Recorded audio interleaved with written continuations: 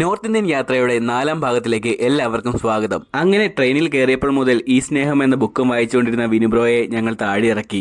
ആ സമയം നമ്മുടെ കിരൺ ബ്രോ സ്വന്തം വീട്ടിൽ നിന്ന് തന്നെ ഉണ്ടാക്കിക്കൊണ്ടുവന്ന അരിയുണ്ട എല്ലാവർക്കും ഷെയർ ചെയ്ത് കൊടുക്കാനായി നമ്മുടെ ശ്രീജിത്ത് ബ്രോയുടെ കയ്യിലേക്ക് കൊടുത്തു. നല്ല അടിപൊളി ടേസ്റ്റ് ആയിരുന്നു ആ അരിയുണ്ടയ്ക്ക്.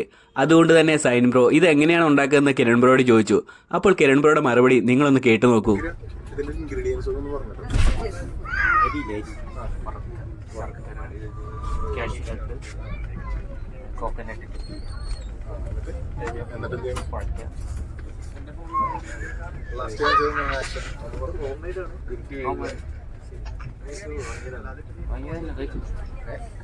എത്ര സിമ്പിളായിട്ടാണ് കിരൺ ബ്രോ വെറും 8 സെക്കൻഡ് കൊണ്ട് ആ അരിയുണ്ട ഉണ്ടാക്കുന്ന വിധം നമുക്ക് പറഞ്ഞു തന്നത്.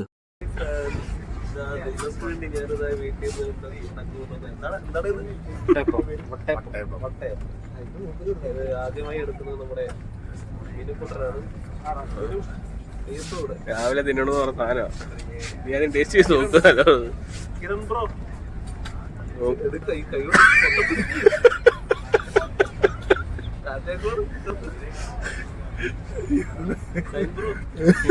ആക്ച്വലി ഇത് ഞാൻ കൊണ്ടുവന്നല്ല, നമ്മുടെ യൂട്യൂബർ തന്നെ കൊണ്ടുവന്നതാണ്.